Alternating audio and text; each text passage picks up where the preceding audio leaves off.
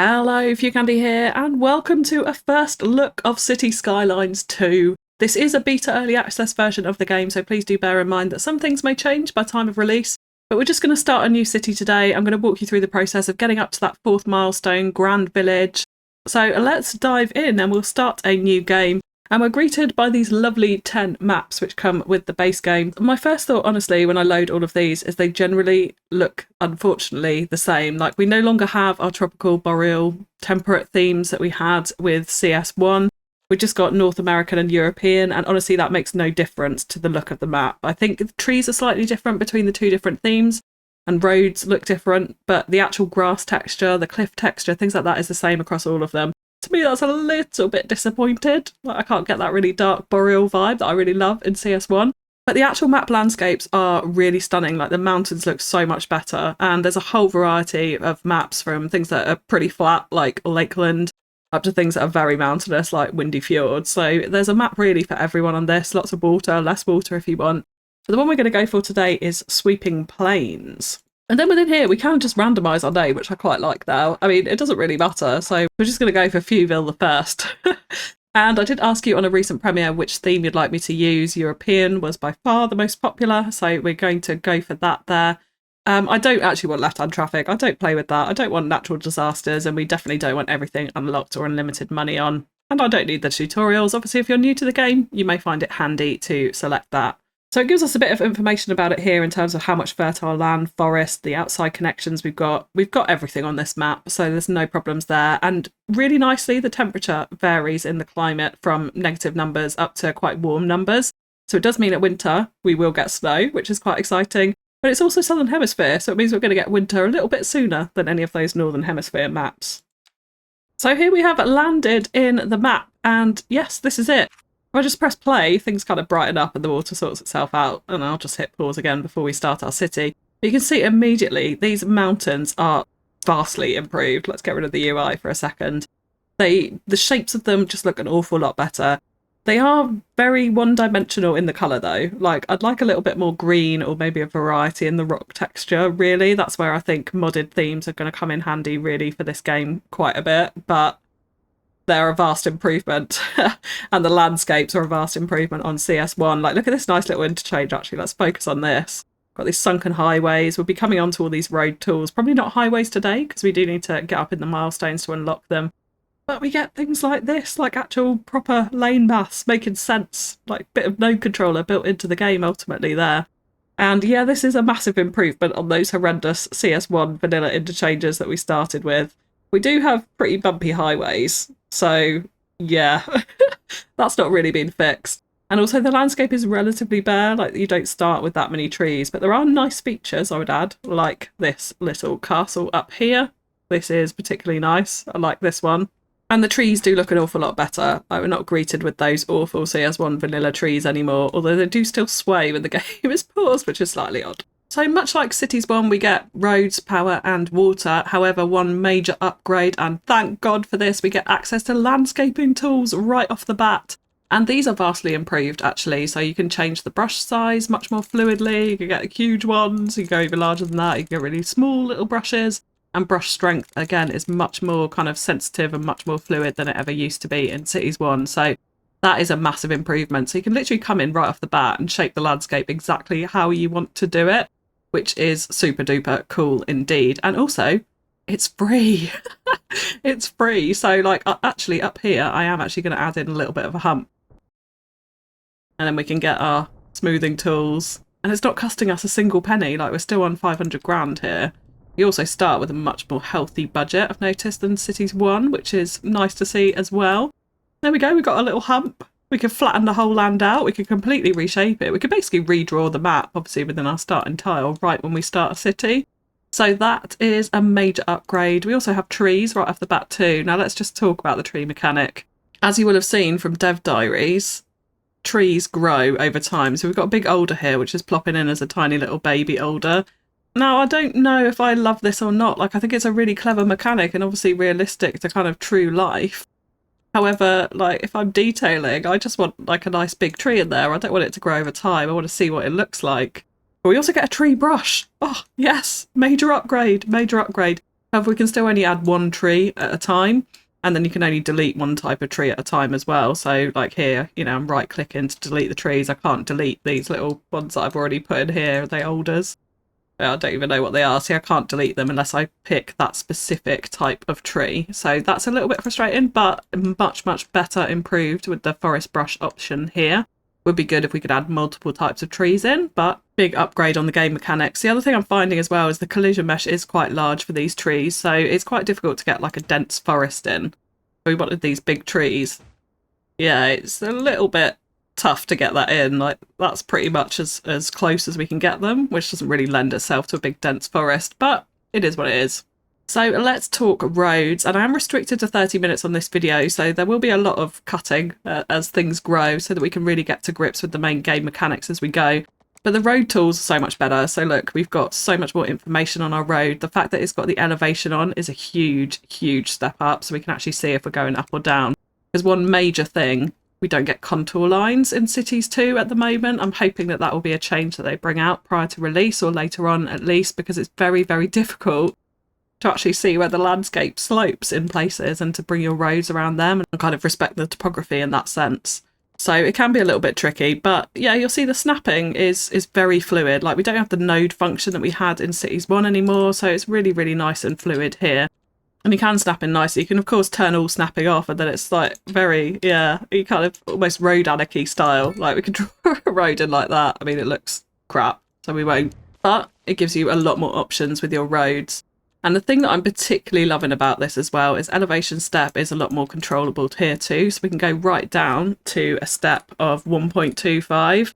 And actually, really, really nice trick. If we go over to the water's edge just quickly, if we raise it up by 3.75, what we can do is create essentially key edges with our roads just in the vanilla base game. That is awesome and a major, major upgrade. Love this. So we can have zoning on one side. Obviously, if we raised it up a bit more, we'd just have this like embanked road. You go up a little bit further, then you start to get to a bridge. So yeah, really, really nice improvement to the road there. You can create some really nice layers of height, I think, with this kind of cut and fill effect that we have there.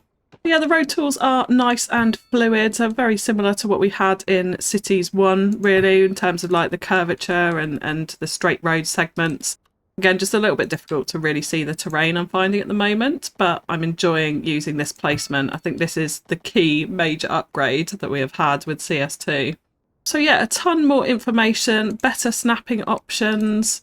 It does take a little bit of getting used to, but it feels much, much more fluid than CS1. And of course, we can also just plop in a little roundabout, nice and easy like that. Although the roundabouts are small, like even the largest one is very small.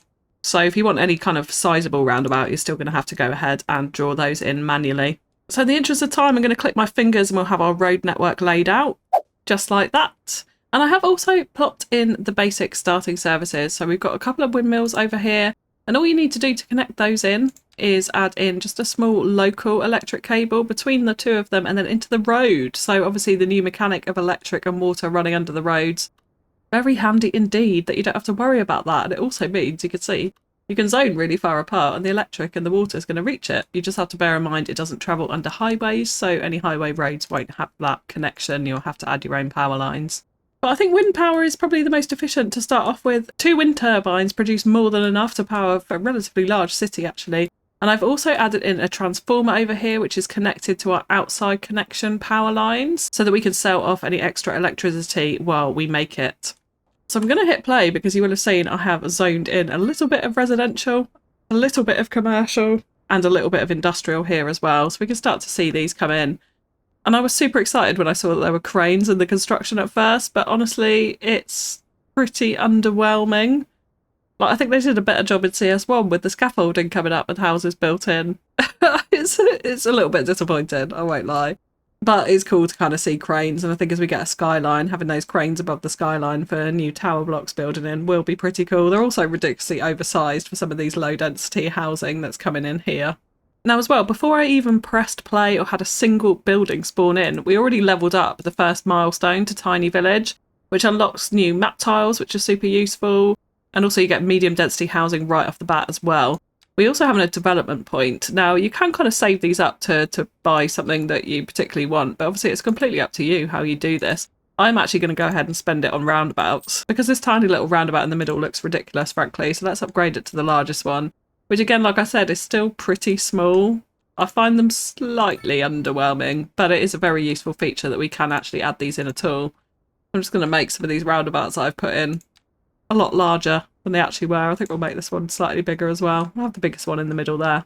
With the first milestone, you also unlock healthcare and garbage. Now, garbage, I kind of found that you don't really need to put it in at first. Like, in Cities 1, people would scream at you if you didn't add garbage almost immediately, but that just doesn't seem to be the case here, so we're going to leave it for the moment. But let's put in our medical centre. Now, these assets are a hell of a lot better than they used to be. Like, I absolutely love this with the parking on the side. It's a really, really nice looking medical centre. And now, of course, as time goes on as well, we do also have upgrades. When you're designing a city, you kind of need to think about these. So some of them will sit within the plot already, so it's not too bad. But then there's other things like this extension wing that sits out the back. So we need to kind of remember not to build anything out the back wherever we want this to go. Oh, sorry, it also can go on the sides as well. I've just built roads there. So it can go all the way around it, in fact. So that's something to bear in mind when you're designing it. But of course, you just want to remember to leave space if you're one of these people that doesn't like to bulldoze stuff as you go along. And we can still name buildings, I would add, like CS1, so you could call it Tyler Medical Clinic, if we were to call this area Tyler. But I do find the medical clinic is one thing that you definitely want to get in almost straight away, because people do seem to complain a lot about healthcare in this game. And we've got our first one spawned in, and it is awesome. Like, these assets are a massive, massive improvement on CS1. Like, we've got an actual proper looking gas station here. Really love that. I just wish they kind of changed it so that the curb dropped and the entrances to car parks and things like that. Like, it's still there. So that doesn't feel super realistic. But massive, massive improvement on the look of the assets. Like, you see these commercial things here. So much better. I haven't really found a commercial unit that I don't like now. And just to mention the zoning function quickly, it's the same as CS1 ultimately. Like, we still get these broken zones around roads. I think if anything, it's actually a little bit bad. There is a bit better control on road prioritization. So, like, if you build a road like this and it's got zoning along it, you'll see if I build in one like this now, it's going to fracture all that zoning.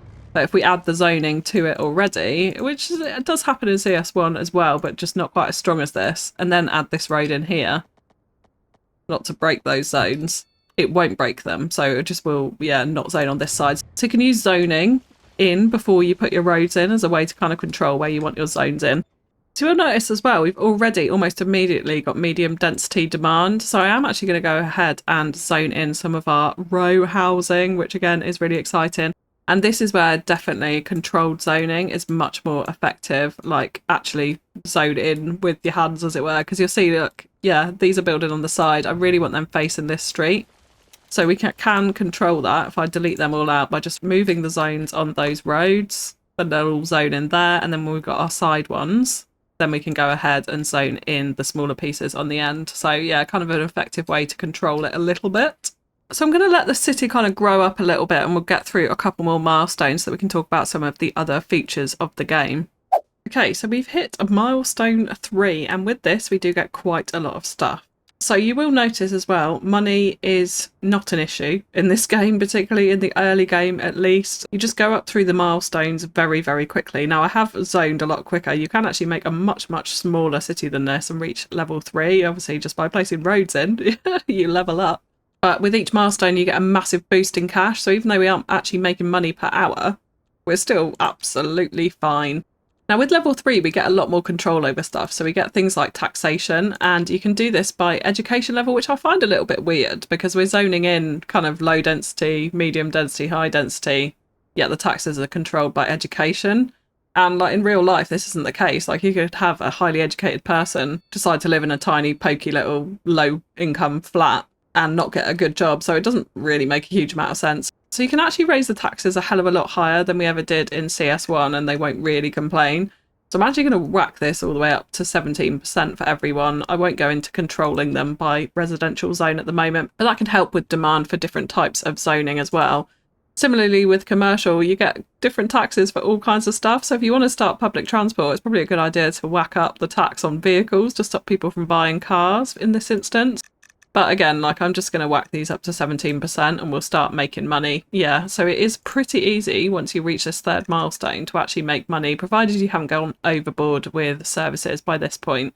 So like, don't upgrade your medical centre or your school or anything like that. Again, for industrial, the tax is by all of these different categories. So you get so much more control over the demand and the supply and the types of buildings that you've got spawning into your city if you play around with these taxes. So it's pretty cool like that. And similarly, we get different budgets for different facilities as well. So you can see like our electricity is actually making money based on 2 wind turbines with a fairly large, actually, city at this point, because we've got that transformer in and we're exporting it. So even though we've paid money to put in the transformer and the 2 wind turbines, we're still making money from it. So it's a really good idea to start like that, I think, at the start. Something like the coal power plant will drain your budget very quickly.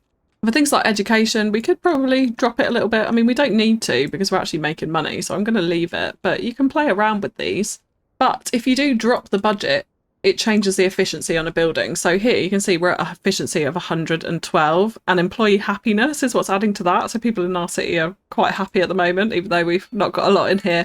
If we go to services, right, and we play around with this and we drop this to say, well, 88% like that, and click on our school again, that has now dropped. And you can see the service budget is now negatively affecting that efficiency. So it's a really interesting game mechanic. The trouble is for me is I probably won't pay that much attention to this because the city still functions fine when you don't. So it's kind of different play styles lending itself here. Like if you're really into that city management and you really want to micromanage stuff, then you can.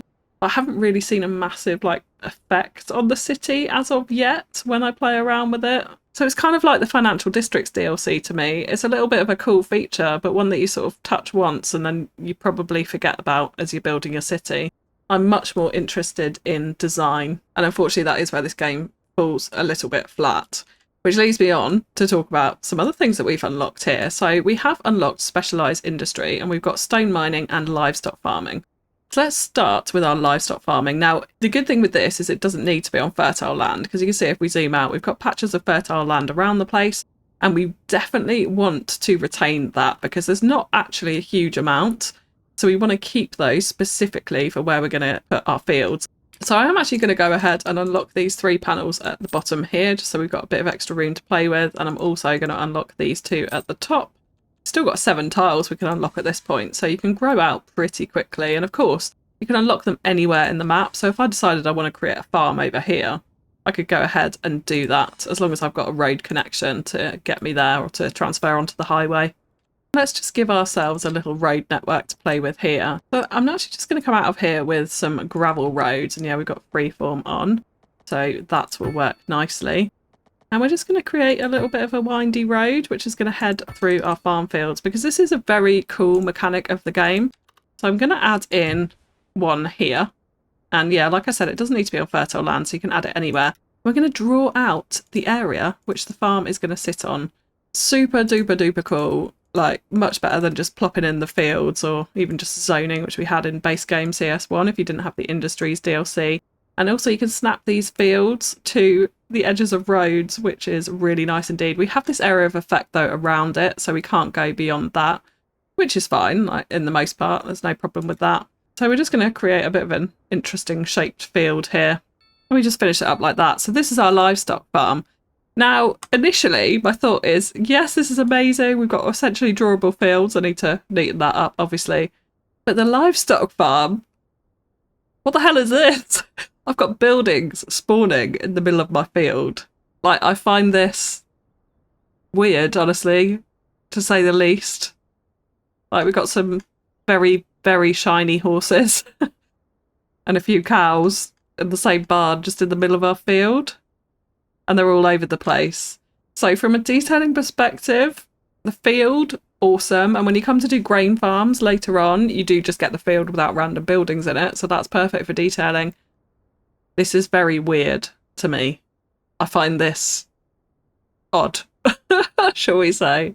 Again, in terms of gameplay, we are making an absolute ton of money now. So we just put in one fairly large livestock farm. That really boosts the budget. And annoyingly, at the 3rd milestone, we can't have access to the production tab as of yet, so we've got to wait for milestone 4 for that. So again, I'm going to click my fingers. We'll fast forward through time, we'll get to milestone 4. So we have hit Grand Village, and with that we get another £1 million in cash for development points and 6 expansion permits. We've actually also got rain, and let's have a quick note on rain. Now I've got clouds turn off because it helps with performance in the current beta version. But the rain is somewhat underwhelming, I'll be honest. Like, things don't get wet. So you know how we used to have wet streets in CS1? That doesn't seem to happen anymore. So yeah, it's pretty underwhelming. I do absolutely love the snow-capped mountains. Of course, we're in the southern hemisphere here, so it's technically winter, is it? Let's check. We can see, no, it's fall at the moment. It's March. So yeah, it's looking pretty nice indeed. It means it won't be long before we've got snow on the ground, hopefully, in the game. But yeah, I do like the snow-capped mountains. Like, it's just at a certain height, which really makes the one-dimensional colour of the cliff texture feel a lot better. So really, really like those. But yeah, the rain is meh. So let's have a little look at the development tree, because we haven't really focused on that much, and then I'll go into the detailing, and then we'll just have a little look at the assets and the simulation and how that all works. So with Milestone 4, we do unlock parks and transportation, so it's a major milestone. This is like the milestone that everyone's going to want to get to ultimately with this. And at this point, we do now have 9 development points to spend, including the one that we've already spent. So you technically have 10 by this level, which is pretty good indeed. Now, I definitely do want to get the advanced road services. This gives you the option to force traffic not to turn left or right. You can add traffic lights as well as road signs, and also gives you the option to add grass verges and tree verges to your roads. So that's a really great one to have, and it's only 1 development point, so I'll definitely get that. We're not going to worry about highways and large roads at this point in our city. We'll be coming on to those in a future episode. Which reminds me, if you are enjoying it, please do hit the like button and hit subscribe if you're new to the channel, and you'll get notified when the next episode of Early Access City Skylines 2 is out. Now, parking areas, I kind of find them quite underwhelming. It was meant to be a major update to the game, but the Sims don't seem to want to park in them, honestly. They just park on the road. Well, I don't know if it's just because we're at an early stage in the game at the moment, so we'll see how that progresses, but I'm going to leave parking for the moment. But what I would like to do is get onto parks. I really want to unlock large parks and sports parks, because this does help with the detailing, which I'll come on to in a moment. Because the small parks are tiny, shall we say, in comparison to City Skylines 1. Like, this is a small park there. Got a small playground, it's absolutely minuscule. Dog park is fairly similar to what it was. You've got a small plaza, which is fairly large here, actually. And also a campfire site, which is awesome. So I'm going to go ahead and plop a few of these in just to start off with. I quite like my campfire site down here by the coast, so we're going to plop it in there. If we go in and have a look, unfortunately, this moves the terrain, so it looks a bit strange. But I really like that asset. I think that's a really cute idea to have this. It's got parking on the front as well on a gravel road, so I think it lends itself quite nicely to this area. I've also, you will notice, gone around and spammed trees, that we can hopefully have them age up. That's probably a good idea to do early on in your game, because it does take a long time for them to fully mature up to the size of the trees that we can see on the map. So let's talk about detailing. And honestly, guys, this is where my biggest disappointment comes in. There just is none. Like, we have what you've seen already, trees with a very heavy collision mesh, so you can't place them too close together. And we have 1 single pedestrian path. So yeah, these are quite cool actually, the paths. You can click them into the road, so you can actually do it so that it makes pedestrian crossings. So if we turn snapping on here, yeah, you'll see if I snap that in there, it creates a pedestrian crossing automatically, which is a nice mechanic. I really like that.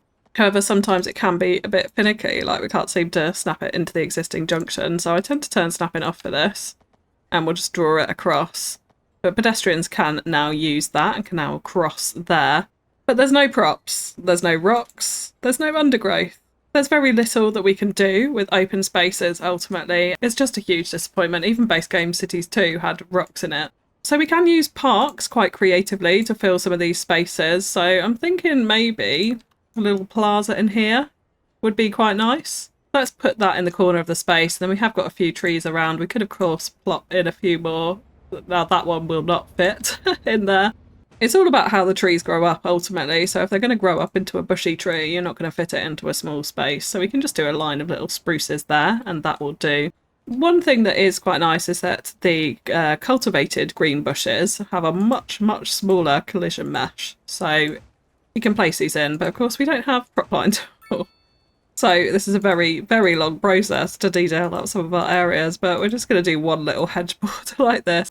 And also it's quite annoying because if you place one in here, it will delete the other one if they're overlapping. So it's a lot of trial and error and kind of honestly not that exciting or fun to do. And this is about it. Yeah, it's really, really lacking on the detail front, which is obviously what I like to do in this game. I like to have fun creating really cool little street levels of detail. We could do some nice stuff with flowers. Again, they've all disappeared because the collision mesh is there. But yeah, we could do some nice little flower bed patterns if we wanted to. I mean, this looks rough as anything, yeah, because they keep disappearing. So I really hope that they do introduce things like Propline Tool. Of course, it will come with mods, and all of these detailing mods that we're used to, I'm sure, will be out in no time now we've lost our tree. Oh, that was a big tree as well. Oh, never mind. So yeah, really not the best. I wish they had integrated some of our favourite CS1 mods into this game. Hopefully, with time, maybe it will come, and of course the mods will be released, so we will have that functionality. It's just the base game is massively, massively lacking on that front, unfortunately. A dream of props. So let's just talk about simulation briefly, and the one thing that I have really massively noticed about this game is that the high streets tend to feel a lot quieter in smaller cities. As you get bigger, it does start to get the hustle and bustle that we know from Cities 1. But to start off with, it's very quiet, which I suppose is more realistic. But like one thing I really like about this game is watching people do their thing and move around. The cars look a million times better. The buildings look really, really nice as well. I don't know why they've all got their lights on. The commercial is fantastic, like much, much better than it was in Cities 1. However, there is quite a big problem with asset duplication at the moment. Obviously, we'll get more DLCs, which will vary that up. And some of these buildings do not look European, like these flat roof ones are really not European in style at all. As they upgrade, they start to get these nicer kind of pitched roofs, which feels a bit more European, but this is not really the style that I'm used to. I'm not super loving some of the low density residential, and there's an awful lot of the same assets coming in. And the same goes for the tower blocks really as well. Like all of the pitch roofs on the European theme feel a little bit weird. In some ways the North American theme is much better for those slightly higher density, medium density housing. The industry, yeah, I don't super love it. Like there's so many smokestacks again pouring out this really, really heavy grey smoke, which looks a lot better. Again, like everything looks better. Although I do feel like the roads look super cartoony, but that's just my personal opinion. And of course in industry as well, we do also get these warehouse assets. So like this one right here, if I just click away from it, we can see it's a warehouse because it's storing rock in it. And then you get other ones which are making things. And the cool thing is you can see what they're making. So they require timber, and this one's making furniture. So obviously they're importing timber at the moment because we don't have forestry in yet, which is frankly another thing I'm pretty underwhelmed with. So it still looks very sore thumb-like, the industry within our city. I wish we had better control over what is warehouses and what is big chimney smokestacked factories. And that way we could really start to create like a better designed city. But unfortunately warehouses and these factories are just all in the same yellow zoning that we're familiar with. So we don't really get any control over that. It's just what spawns in or what's needed at the time. So that is a very brief first look at Cities 2, and there is a lot to like about it, namely the road tools, the fact that the assets look a lot more realistic and a lot better, the cars are a massive improvement, and the trees just look better. Generally the look and feel of it is nice. However, there's some pretty big flaws in my opinion, like the lack of detailing is just a major disappointment for me personally. Coming from Vanilla Cities 1 in its current form, which is just honestly like fantastic and there's so much customization available now, to this falls really flat for me. If you're someone who's going to really like the micromanagement of a city in terms of those production chains and the ability to alter taxes and really closely manage those production chains and the efficiency of it, I think you'll really like this game. If, like me, you're much more into the aesthetics of a city and being able to customize it to make a look and feel that you like, it's a lot more challenging with this game. The livestock farms, I've got to point them out again. Oh no! Why place a barn in the middle of my field? But for today, that is going to be it. So if you have enjoyed the video, please do drop me a like and a comment and let me know what you would like to see in the next 4 milestones in our next City Skylines 2 video. If there's anything you'd like me to go into more depth in as well, please do let me know that. Otherwise, thank you for tuning in and I will catch you again next time. Bye bye.